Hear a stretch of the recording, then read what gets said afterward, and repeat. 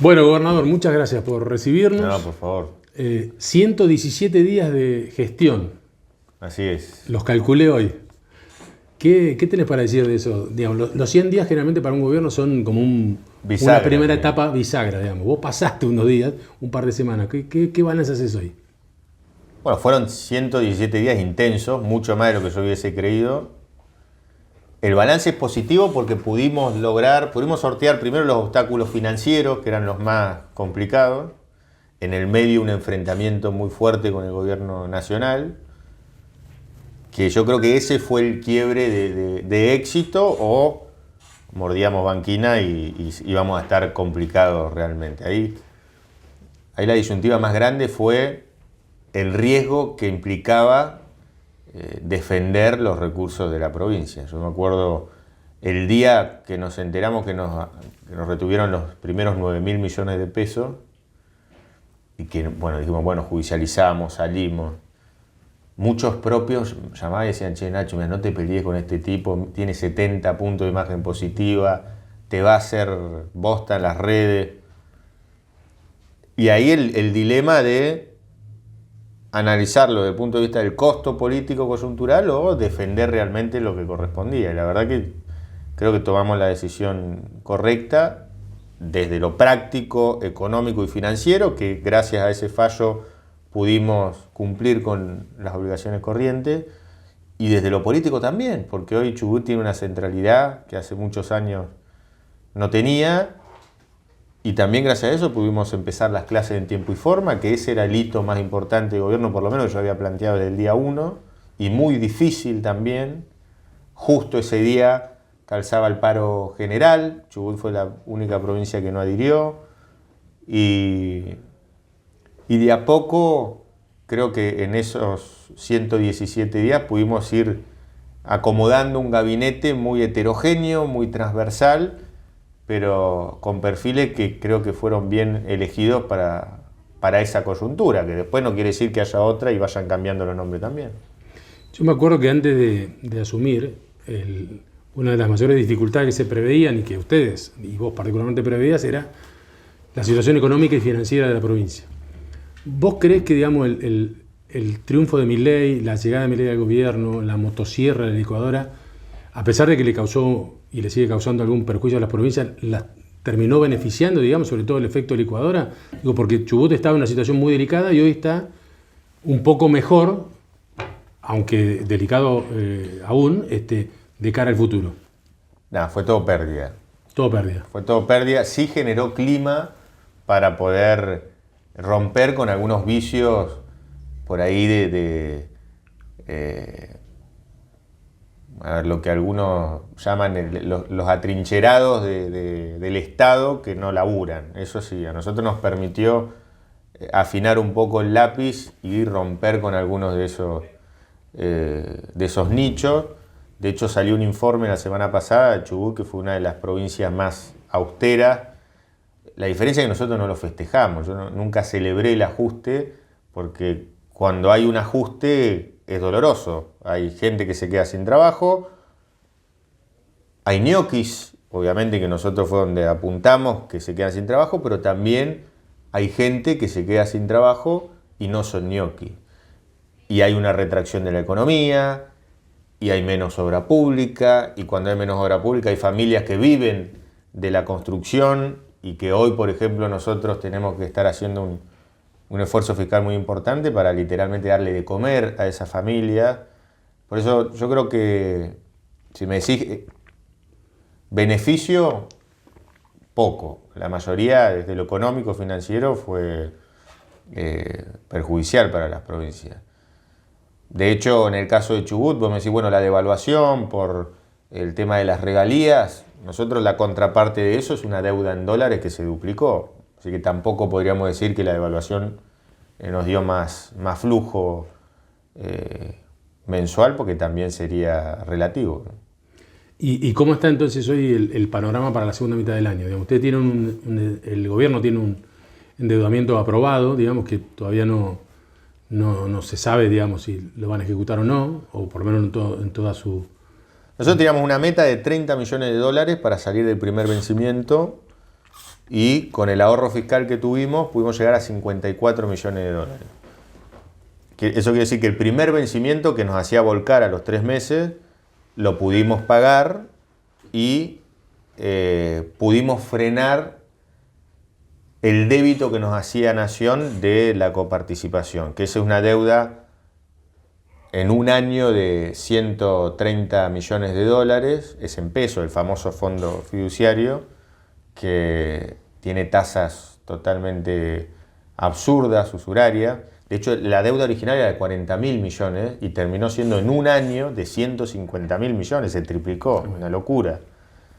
Y ahí sí, ahí nos vimos en un problema serio. Ahí transpiró el ministro de Economía cuando vio que no había una solución en el corto plazo y teníamos un gobierno decidido a avanzar a fondo sin importar que no pudiésemos pagar sueldo a los 10 días. Por eso digo que todos tuvo un correlato positivo, más allá que haya sido intenso y con sus pros y sus contras. En esta segunda mitad del año, habiendo saldado esa deuda, liberamos cupo de regalías para poder apalancarnos de manera positiva financieramente y rolear deuda vieja con deuda nueva en mejores condiciones. Por eso presentamos el proyecto de responsabilidad financiera que obliga a emitir deuda solamente para amortizar deuda vieja o para infraestructura sin poder utilizarlo para gasto corriente, que es lo que nos llevó a esta bola de nieve que casi nos aplasta. Y de esos fondos van a surgir los fondos para obra pública, digamos, porque ese es otro talón de Aquiles, digamos, ¿no? Se paró a cero la obra pública nacional y la provincia, te he escuchado prometer, pronosticar que posiblemente con fondos provinciales se puedan avanzar o terminar algunas obras, por ejemplo, la doble trocha Reloj Madrid.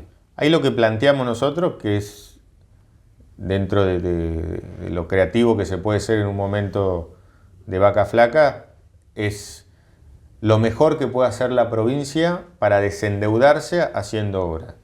Y de paso le quitamos un problema a la Nación que no quiere continuar con obras que venían de la gestión anterior, más allá del equilibrio fiscal. Ese análisis de ver qué obras quieren hacer y qué obras no, pues lleva un año. Nosotros no tenemos un año para esperar para poder empezar a hacer la doble trocha, que hace 18 años no se termina. Lo que le planteamos al ministro de Economía es, nosotros aprovechamos ese cupo para hacer esas obras, pero vos me reconocés esa deuda para compensar deuda con Nación. Y lo mismo podemos hacer nosotros con la deuda que tiene Nación con las cajas previsionales, que bueno, ahí viene otro dilema que ahora va a terminar judicializado seguramente por el decreto el último decreto de Economía.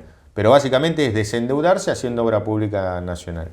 ¿Y cómo es el tema de la caja previsional? Porque el gobierno desmintió lo que dicen los gobernadores, digamos.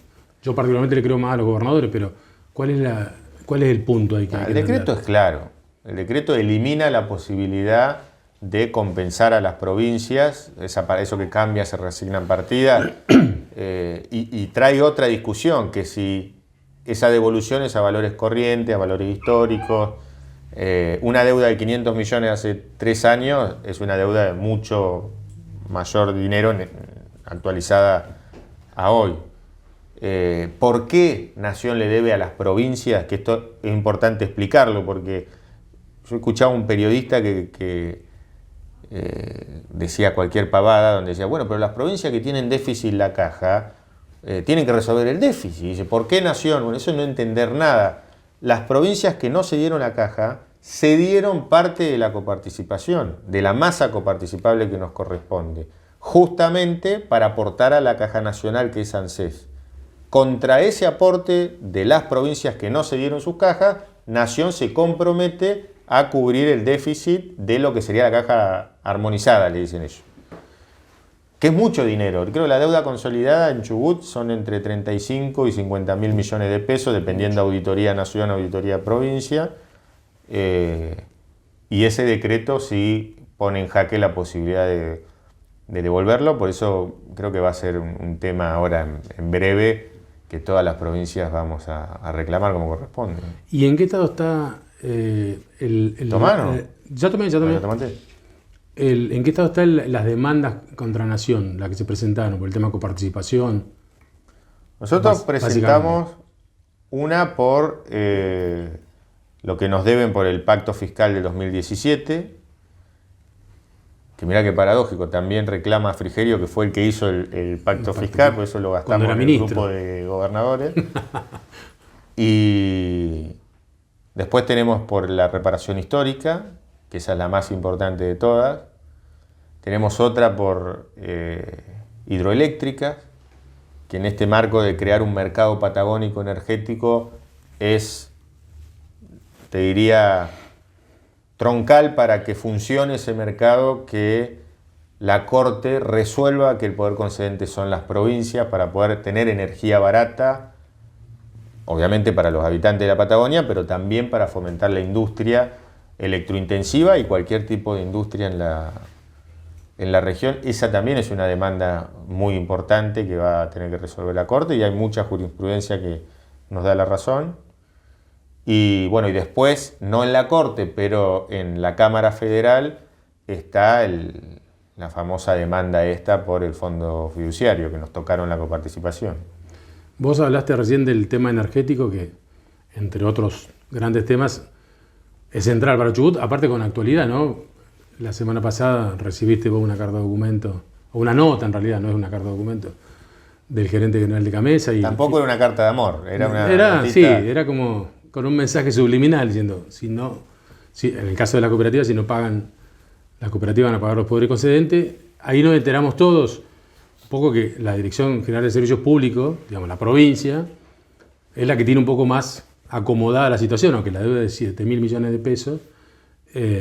Hay de hecho, cubre el corriente, digamos. Exactamente, están con el corriente al día y presionan con un plan, que salga un plan para pagar esos 7.000 millones. Sí, que va a derivar también en un principio de solución para la cooperativa también. Bueno, a eso iba. Digo, ¿vos creés que la situación de las cooperativas con Camesa es una situación que se resuelve, es una situación de resolución económica o resolución política, con un gobierno como el de Milei? Las dos, política y económica. Económica porque hay un tema que es de costos. La tarifa es técnica, no es política. Que ahí es donde entramos en la discusión si los consejos deliberantes tienen que discutir una tarifa por lo que se le ocurre a cualquier concejal, o tiene que haber una estructura de costos analizada técnicamente como corresponde. Más allá de la decisión del gobierno nacional de levantar la pata, los subsidios o no, que eso es ítem Camesa. Después tenés otros ítems, tenés otros costos operativos.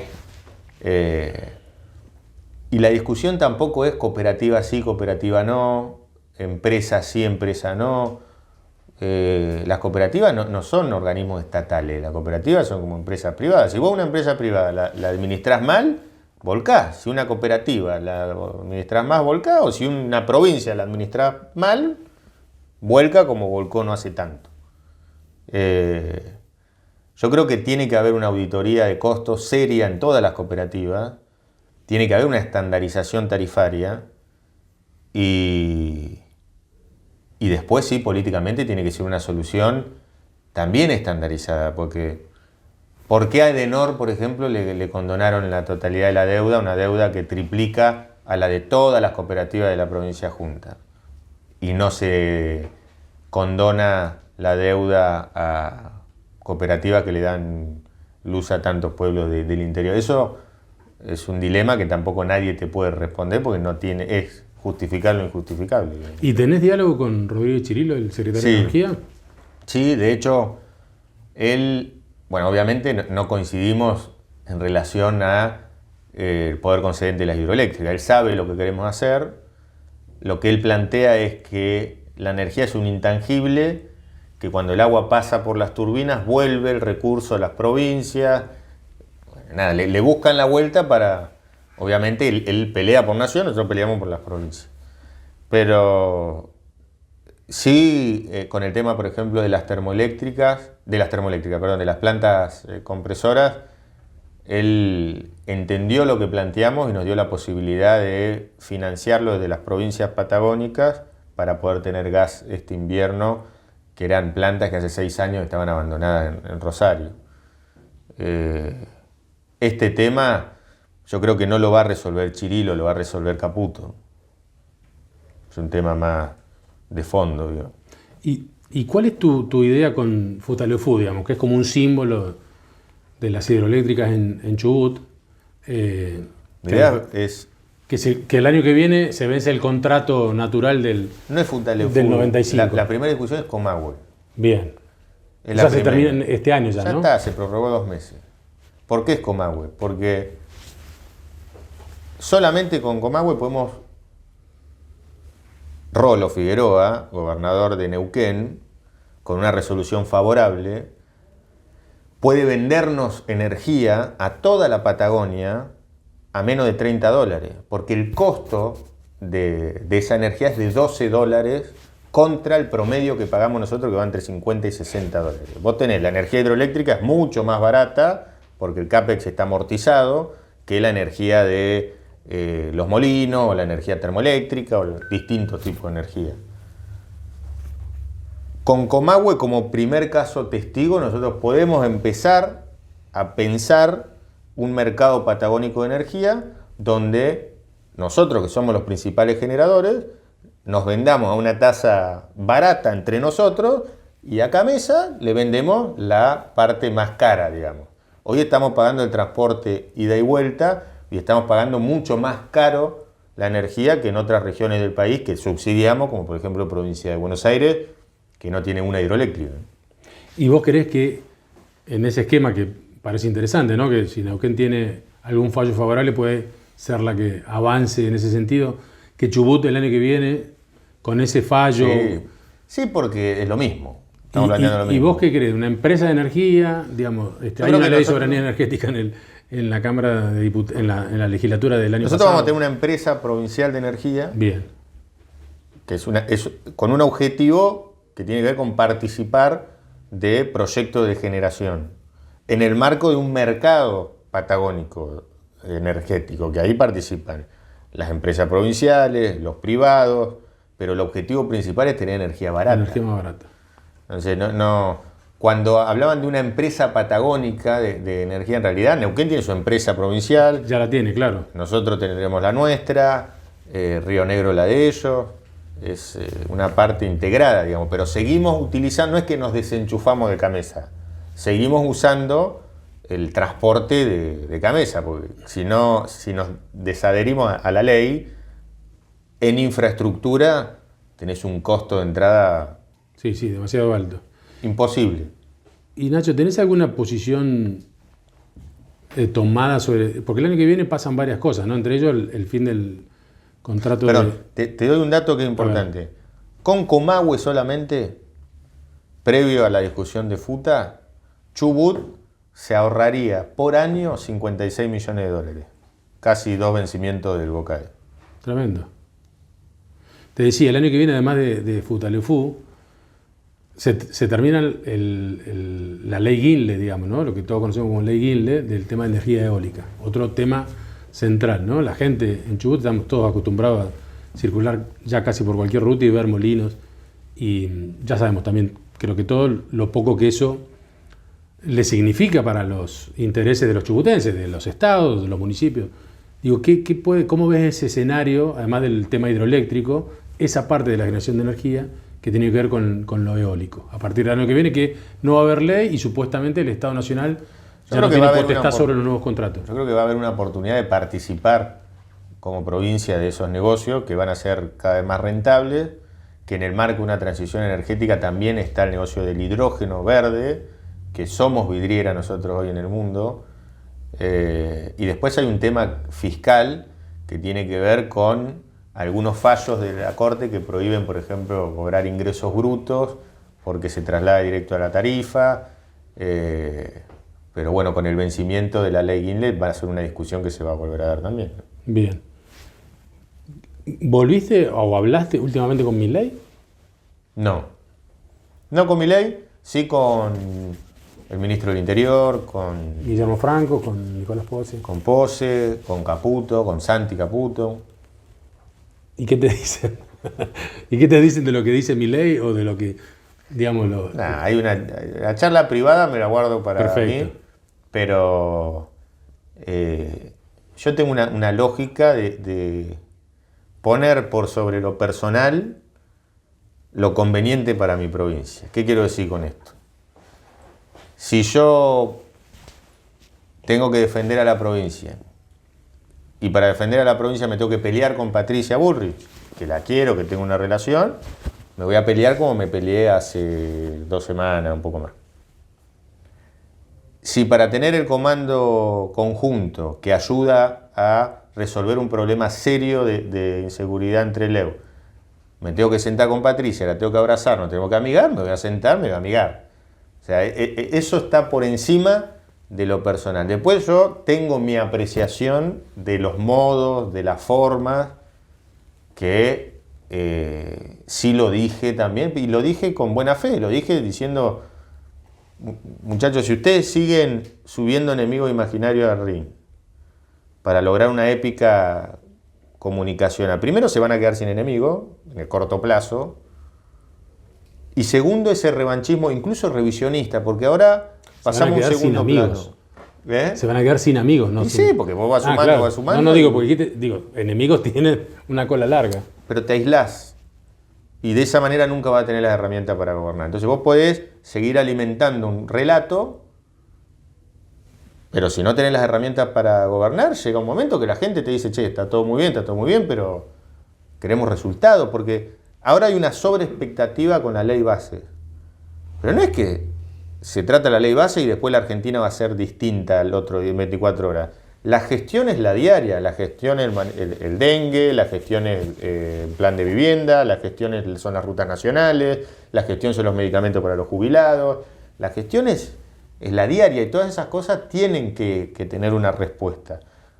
Hay un manejo de la agenda diaria que es brillante realmente, pero insisto, la gestión termina estando siempre por sobre cualquier hito comunicacional.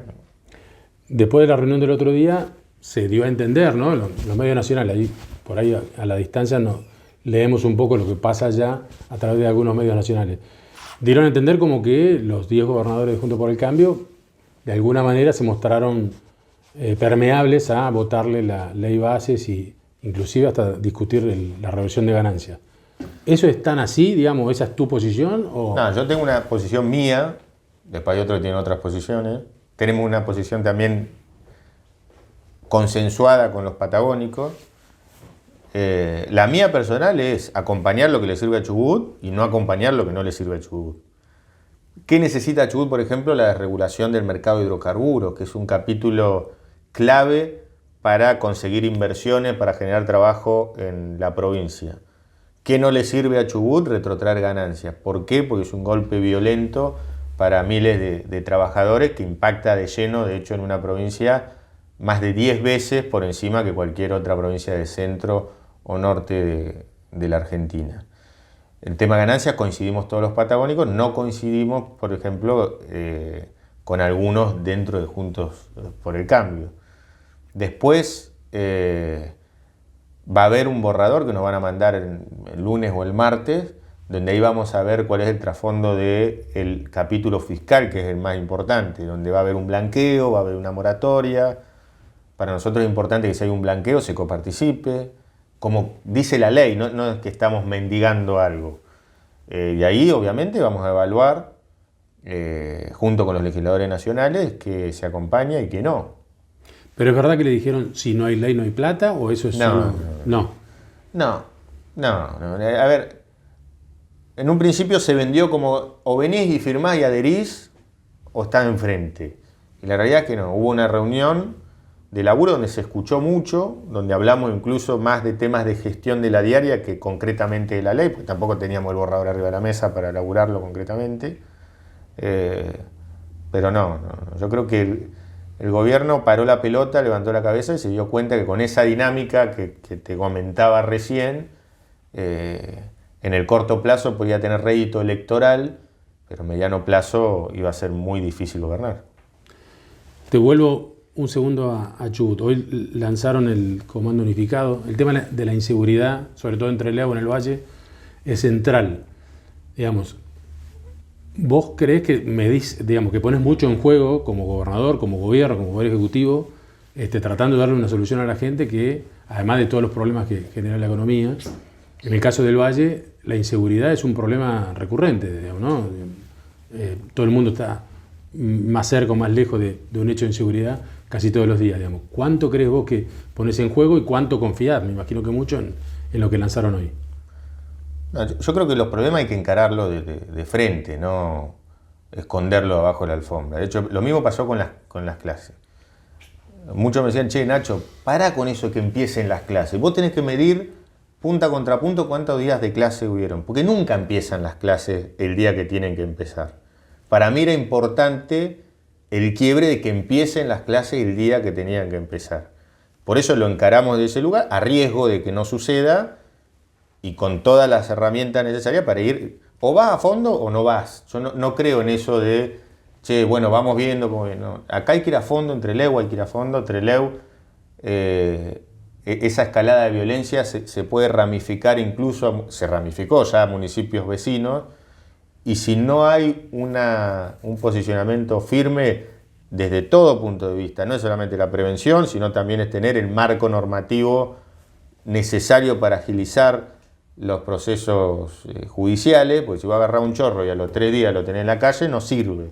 Y otra instancia que también hay que resolver, que tiene que ver con la saturación en las cárceles, en las comisarías, que ahí estamos viendo la posibilidad de tener un sistema de tobillera para descomprimir los delitos menos violentos de los más violentos y poder descomprimir las comisarías. Pero para mí es bisagra. Es bisagra porque aparte hay un tema personal. Yo vivo en Trelew, quiero que mis hijos sigan viviendo en Trelew, quiero que... Es mi ciudad y es muy distinto este Trelew del que yo viví cuando era chico.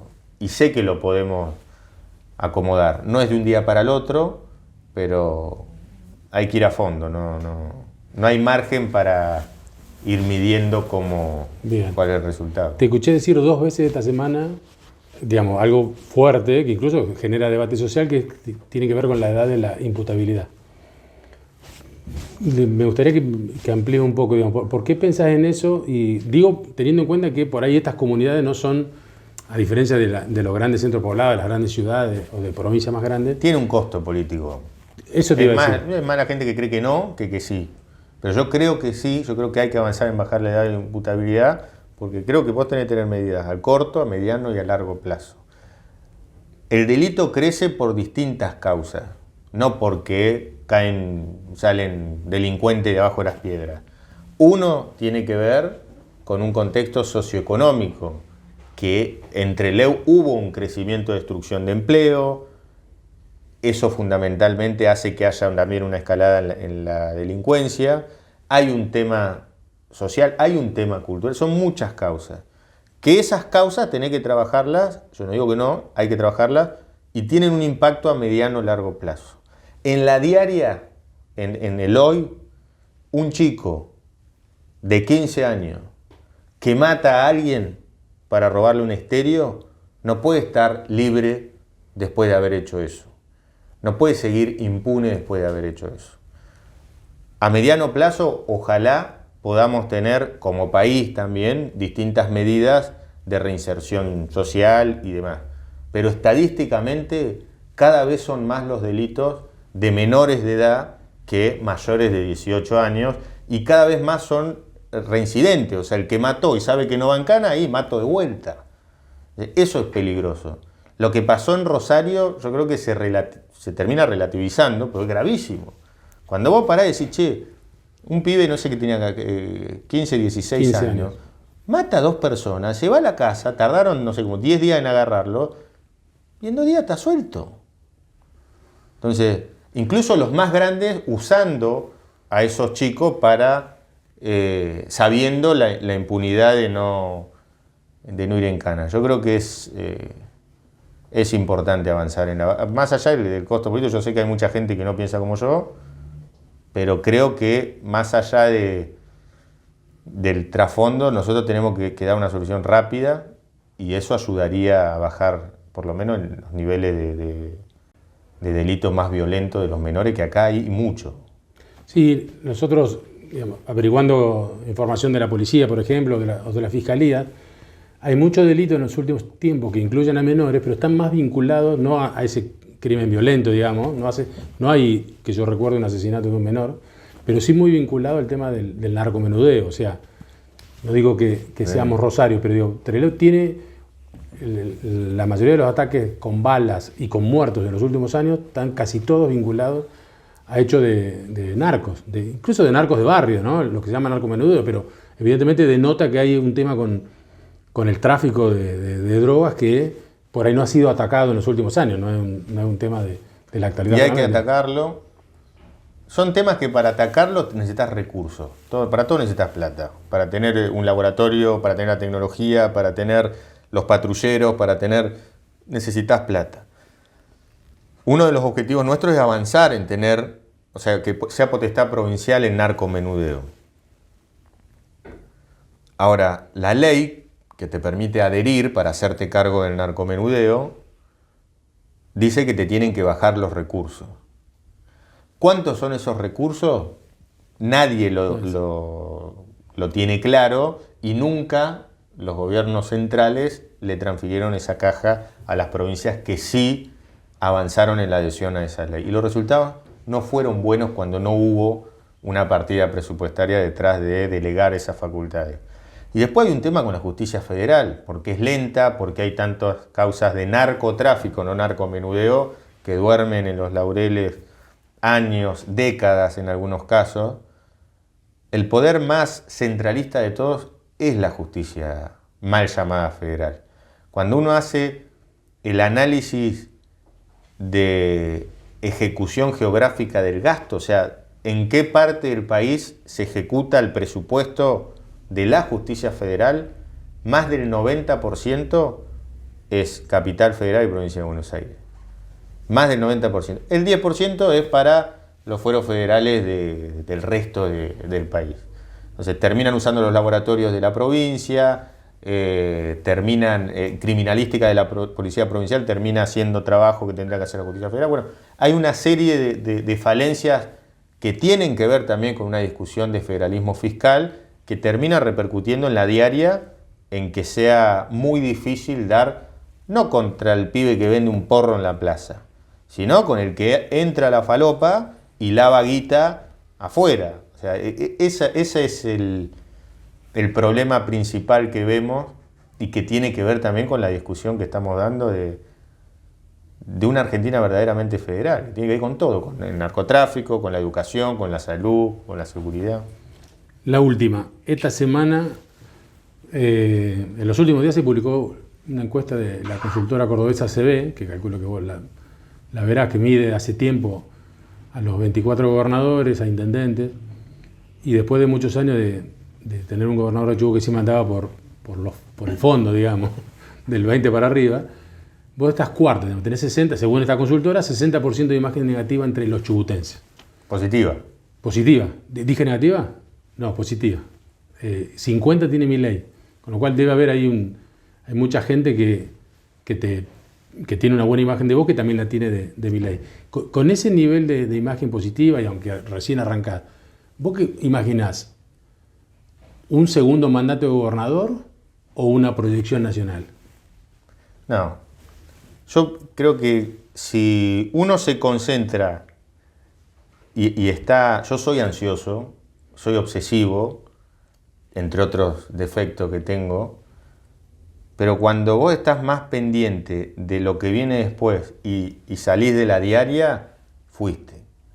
Primero, hay que tener la humildad de saber que la imagen, como los votos, fluctúan y hay mejores momentos, peores momentos, y para sostenerse en esos buenos momentos tenés que estar pendiente de la diaria. Y la diaria es la gestión. La campaña ya terminó. Todos los que hacemos política soñamos con ser presidente en algún momento. El que te dice que no, te está mintiendo.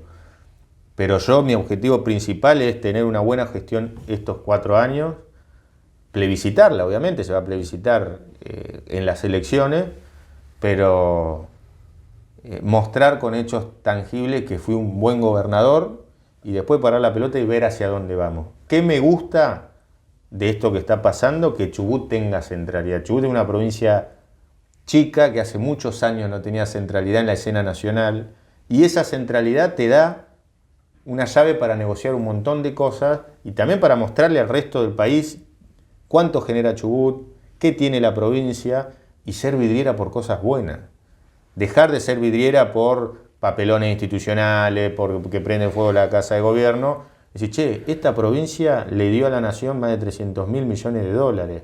Esta provincia es una provincia atractiva para invertir. Esta es una provincia que más potencial turístico tiene en toda la Argentina. Y para eso es necesario también que haya un liderazgo fuerte, que se plante cuando se tiene que plantar, pero también que se siente a negociar cuando haya que negociar. Y eso es, insisto, es la diaria, no es pensar en una campaña presidencial o en la reelección. Incluso yo tenía un proyecto de alternancia, porque a mí me gusta el sistema de Mendoza. En Mendoza los gobernadores están 4 años, nada más. Y te obliga a que cada 4 años cambiar. Y no sé si no es un punto para debatir también ahora en el Código Electoral, que va a tener un Código Electoral Chubut después de tanto tiempo. Ahora sí es la última. En Buenos Aires sos Nacho Torre, el gobernador del PRO. Está el del Quilombo, me dicen. Bueno, además de otras cosas. Hace poco me fui a hacer un estudio y había uno sentado delante y me dice, ¿vos sos el del Quilombo? No, pero quiero decir, integrar el grupo de los 10 gobernadores de Juntos por el Cambio, pero hacia adentro, y mirando tu gabinete, y mirándote cómo te mueves, digamos, y incluso mirando el nivel de relacionamiento político que tenés con los intendentes, no sos tan del PRO ni de Juntos por el Cambio, ¿no? Digamos, tenés hacia adentro una actitud de un gobernador que está pensando en cómo llegar al destino con todo lo que tengo a mano, sea peronista, sea radical, sea del PRO. Digamos, eso es esta etapa. Bilardista, como Milei. ¿Es esta etapa tuya o, digamos, detrás de eso hay una idea de transversalidad, de gobierno con pensamiento provincial, digamos, y no tan partidario? No, siempre fue así.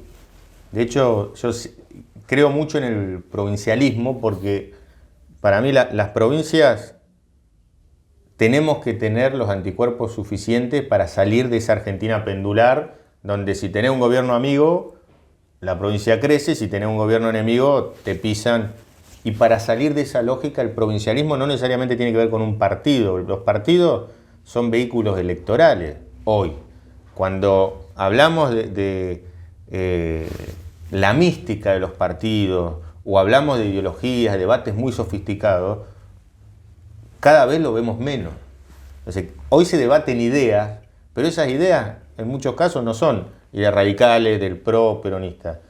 Hoy hay una causa común que hay que sostener y esa causa común que hay que sostener en esta provincia es necesariamente transversal al peronismo, al radicalismo, al PRO e incluso a los propios libertarios, ¿no? Que tiene que ver con una causa de defensa de lo nuestro, que tiene que ver con una causa de hasta incluso derechos y obligaciones. ¿Cuáles son los derechos de las provincias, las obligaciones de las provincias, los derechos del poder central?